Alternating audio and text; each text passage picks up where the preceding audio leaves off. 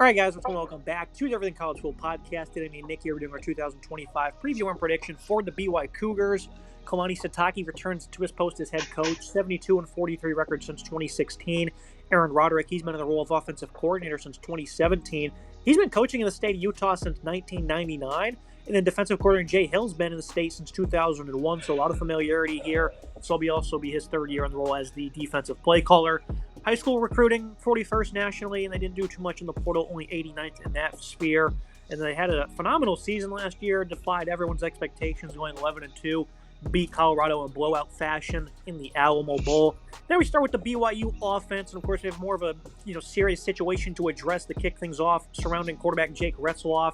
Back in November of 2023, a woman had filed a civil lawsuit accusing him of sexual assault and other misconduct during a date they had in Provo. A police report was filed, but no criminal charges were ever brought against Retzloff. And it is important to note that he was not criminally charged and doesn't appear he will be at this time. Just recently, about 2 weeks ago, the civil suit was actually dismissed after both parties had filed a joint motion to have the case dropped. However, during that legal process, Retzloff did admit to violating BYU's honor code. In result, he was handed a 6 or 7 game suspension. It hasn't been, publicly released from the school, Nick, but that's the rumors we have been hearing.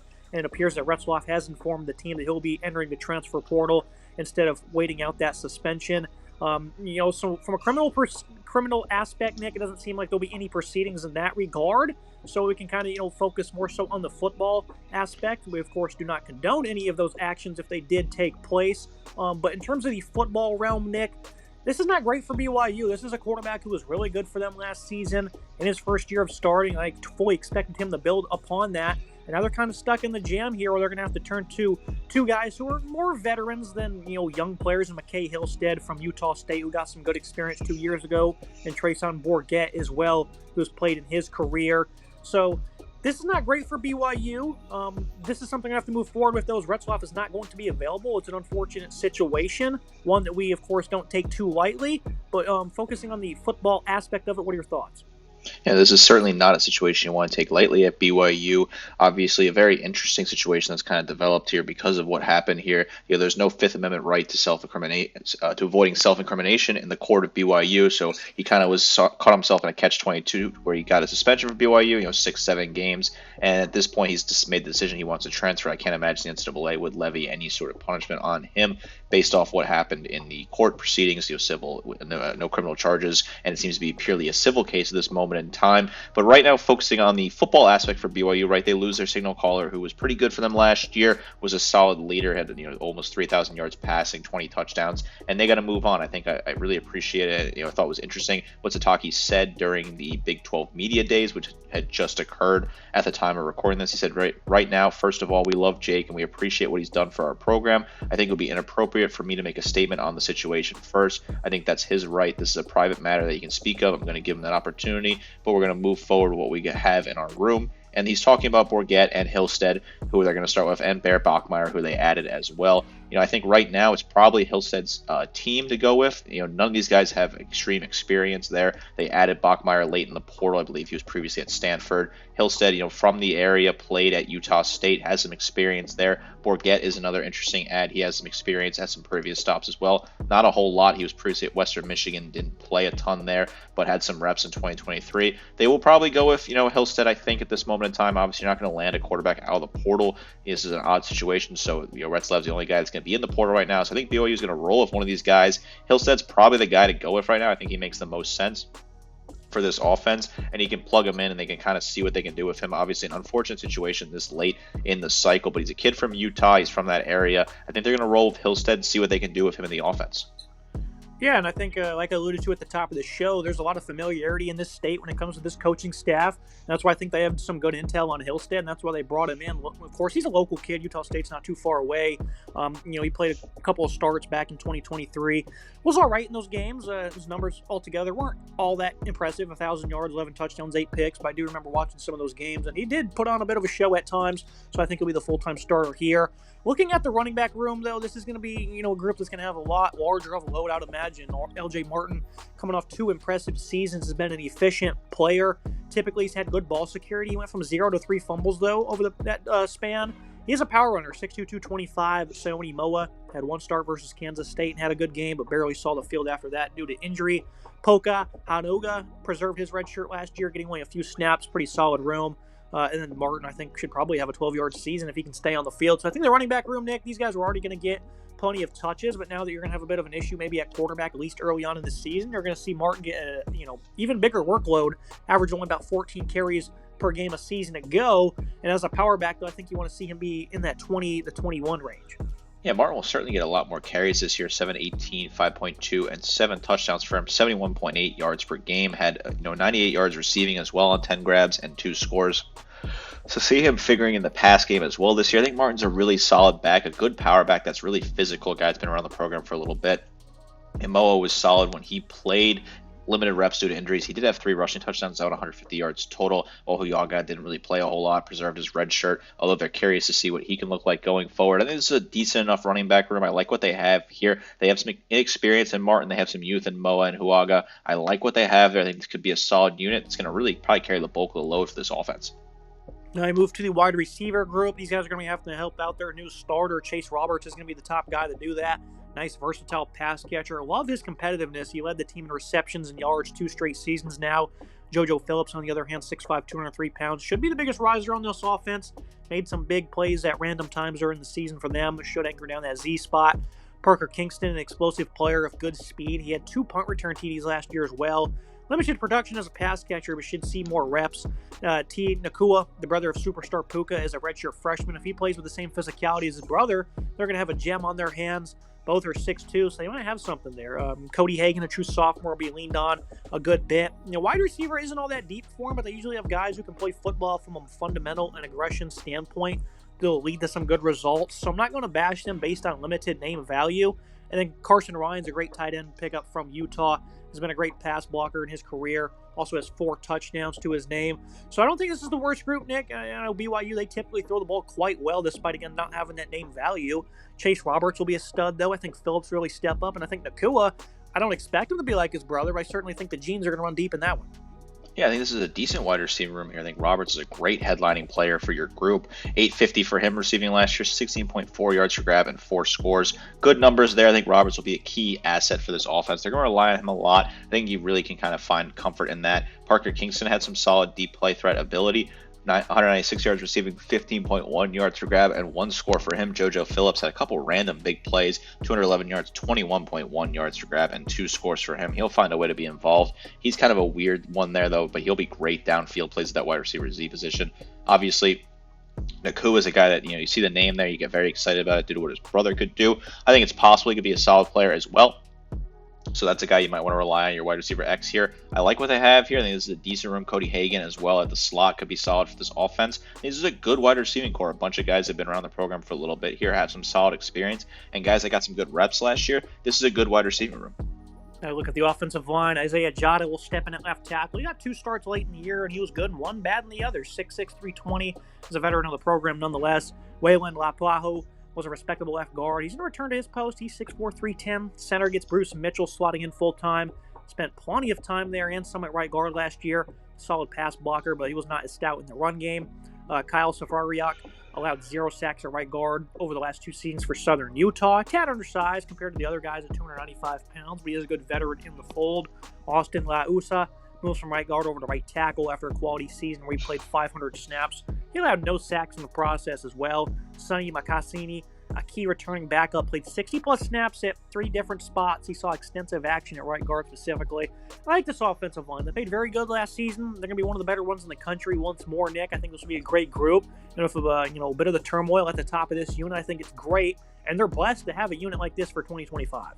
Yeah, I love this offensive line. This is a very strong physical unit that will be really good. The one portal ad, they went out and got Strafanik from Southern Utah. He was good for that program. He was solid, taking the next step forward there. They like to keep the players in the state of Utah at these programs, Utah State, BYU. A lot of pride in, getting players played at different schools in that area. Bringing a guy from Southern Utah, I think it's a solid move there. Like they have a right tackle, a veteran player they return. Same thing at left tackle, 2 tackles I believe a lot in. I think Bruce Mitchell is pretty solid at center as well. Love this O-line. This is a very strong unit. This offense is going to have to rely on running the ball a lot due to limitations at quarterback. Having a strong offensive line that's really good in pass pro and run blocking will be a really solid positive for this offense.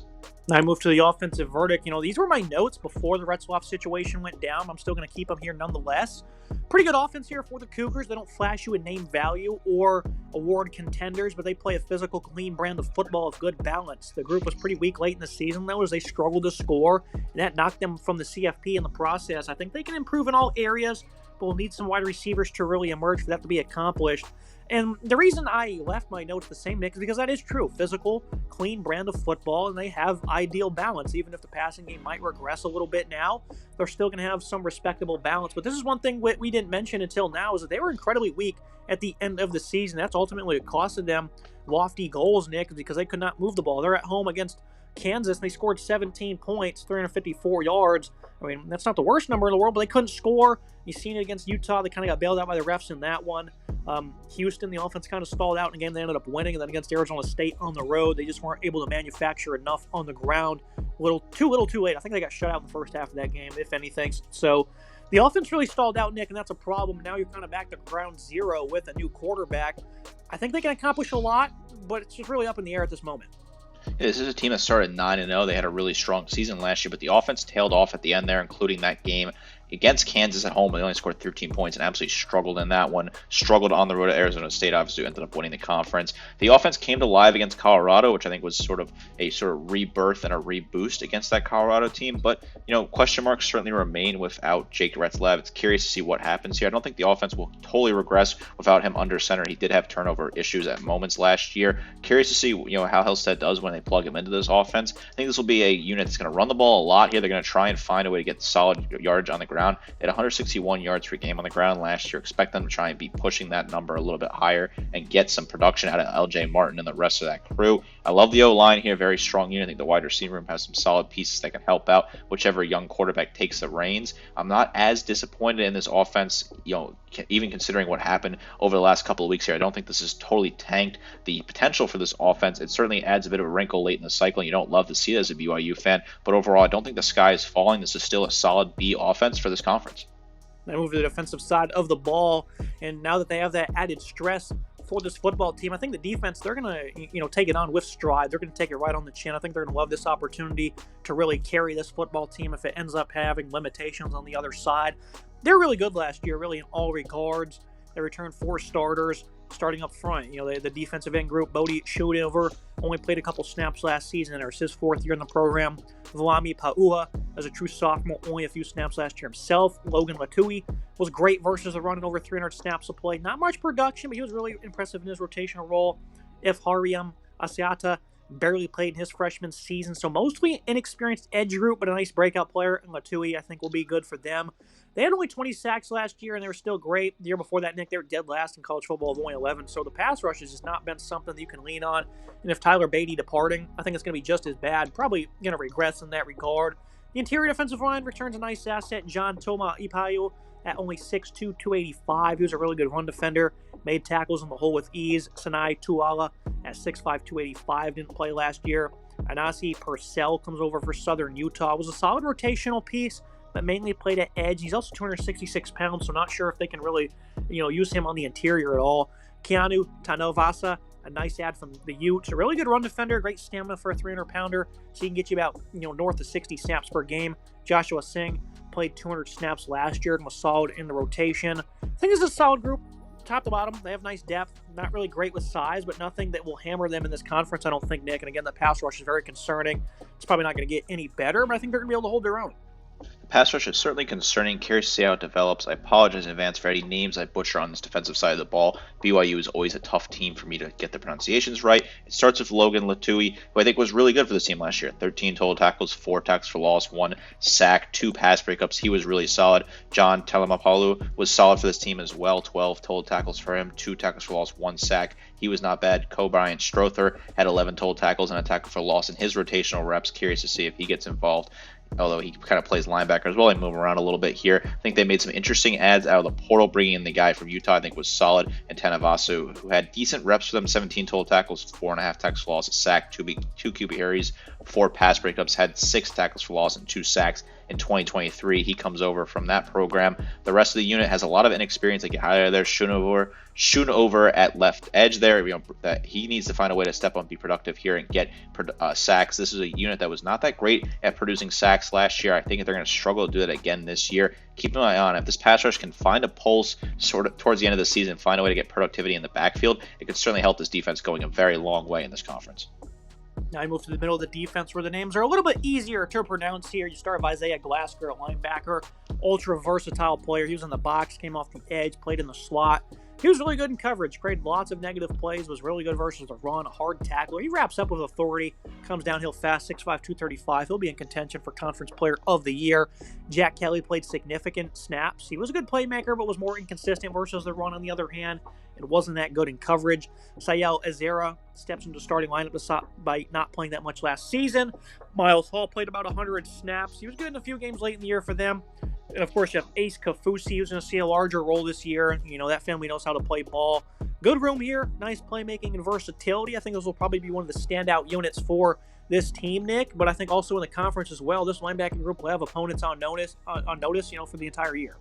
You can make the case this is the best linebacking core in the Big 12. I love what they have here. Isaiah Glasgow is just a phenomenal player. Top tackler for this team last year, which is always nice to get your top tackler back. 70 total tackles, 15 tackles for loss, 3.5 sacks, 3 picks, and 4 pass breakups. I mean, stat sheet stuff for this guy. Did it all. Jack Kelly, 51 total tackles, 10 tackles for loss, 5 sacks, a pick, and a pass breakup for him as well. He was really solid. The depth, I like some of those pieces as well. Azara is solid for this team. Miles Hall could be solid for this team as well. He's a guy that's got some good potential there. Love what this unit can do. I'm a huge fan of this linebacking core. A very strong unit, one of the best in the Big 12, should dominate for this BYU Cougars team.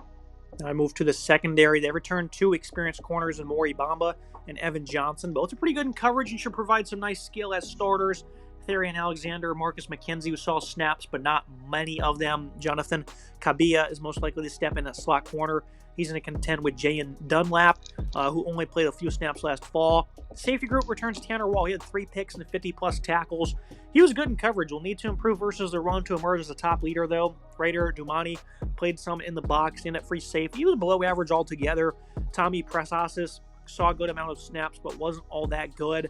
The thing about BYU, Nick, last year, we kept saying it. They're going to run out of interceptions eventually, right? Never happened. They still snagged 22 of them.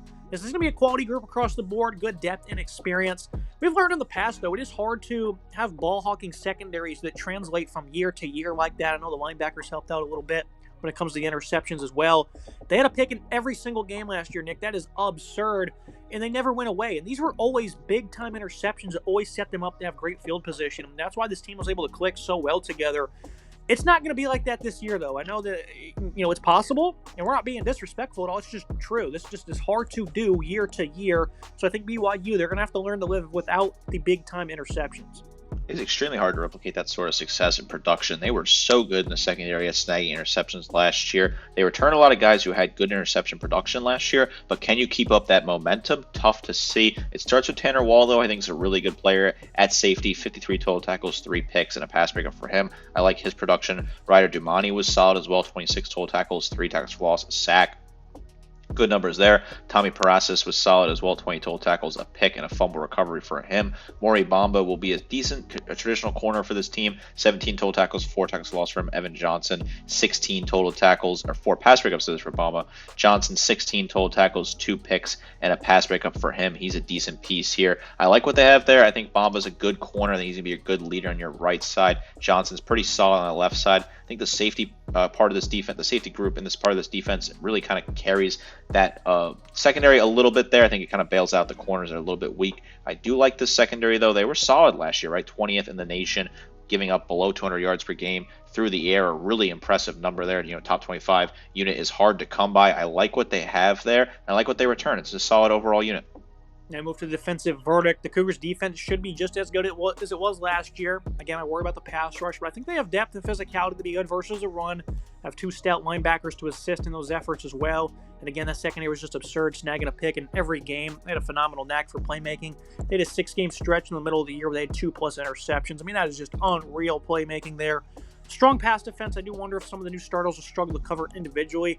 I'm going to go ahead and give them a pretty high grade here, an A-. I think it's certainly warranted. How good will they be if the turnovers start to dry up a little bit? I think they could potentially, make their numbers go up a little bit. But nonetheless, Nick, I don't think they need turnovers to be great because I still think they have enough guys who can show up and bring physicality and good overall fundamentals to the table. A- for me regardless. Yeah, I definitely worry about the pass rush. I think they're going to struggle to get sacks, but the linebackers should help a little bit with that. I love the linebacking core, a very strong unit. I think Glasgow's a phenomenal player, as is Jack Kelly. The secondary, the corners, I'm a little bullish on, but I like what the safety group can do. I think it's a really solid unit overall. It's got some good experience. I like what they return on the back half of the defense, certainly. The front part of the defense, I'm a little more concerned, certainly, on the defensive line, but overall, I think this is still a very strong defense in this conference. I think this linebacking core is one of the best in the conference overall. I think A- is warranted. They were top 50 in the 4 key stats last year, held opponents under 20 points per game. Probably be a higher total in points per game given up this year, but they'll still be strong against the run. They'll still be solid against the pass as well. I like what this defense can do, and if this team's going to win a lot of games this year, it's going to be because the defense is going to put them in good situations to do so with great interceptions. They'll give them good field position. I like this unit a lot here. I move to the schedule and the prediction for BYU. This is an impressive team, as despite not having high-end talent, they bring great coaching, discipline, physicality, and development all to the table. Despite single-digit returning starters, they're all crucial ones, and they have some veterans stepping into the starting roles. The offense can have balance. I don't know if it can hit that upper tier, though, for them to make a CFP run without the defense being top-notch, which I think it can be, but expecting that many turnovers, again, is a hard bargain. Good team here, Nick, and that's a crucial sentence there. Can the offense be good enough to hit that upper tier? And I said that with Retzloff penciled in as the starter. Now that he's not there, I just don't see it, unfortunately, this year for BYU. I love Sataki. I think this is a great program, Nick. He's done a phenomenal job here at BYU. I think he's a really good coach. I love, the chemistry this staff has been able to have for so long. And last year, they were good at everything. Defense, offense, special teams, making plays. I think they can have that kind of cohesion once again. I originally had them at 9-3, but now with the loss of Retzloff, I bumped them down to 8-4, and I think 7-5 might also be in the cards. This is a team where you can't just replace your quarterback like that, Nick, especially here in the summer, and expect the same results. So I'm hopeful this team can do well, but man, that is just a major blow to a team that had some high expectations that were certainly achievable. It is a major blow, certainly. This is a tough spot to be in if you're a BYU fan, because this team is still a good team on paper. I have them at 8-4 as well. I think they'll find a way to win some of those key games. I'm going to have them losing to Cincinnati on the road. I think they will beat Utah on October 18th. I like what the defense can do. I think parts of the defense are very strong. I like what the running attack can do as well. I think they'll be really good on the ground. I like some of the wide receivers they have, a little depth's a little bit limited. The O-line is very strong for this unit. Obviously, all the off-the-field issues, I'm not going to touch on them fully here. I think Sataki's a hell of a coach, right? It's impressive to get BYU to 3 10-win seasons, including 2 11-win seasons. To do it as an independent, to do it in the Big 12 is all very impressive. He has really kind of revitalized his program, a school he went to and played at. 72-43 is just a very impressive number at a school like BYU, and he handled the transition to the Big 12 pretty solid, in my opinion, as well. They won't be competing for a conference title this year, but I think they still have a solid team to get to a good bowl game and probably pick up a bowl win. Sataki is a pretty solid coach in bowl games overall with a good bowl record. This team is very intriguing to watch. I'm curious to see how it develops. Looking at that Stanford game on September 6th, curious to see what that matchup looks like. Also, the game against East Carolina on the road, maybe that's interesting. Non-conference game against a G5 team that some people are high on, depending on where you look at it. Overall, though, interesting storylines of BYU. We'll be keeping an eye on this team, but this is still a solid ball club here, even with the off-the-field issues that are kind of uncertain for this program. Like the direction full term. Going to go 8-4 this year. I think that's a solid season overall, though. Make sure to like, comment, subscribe. See you next time.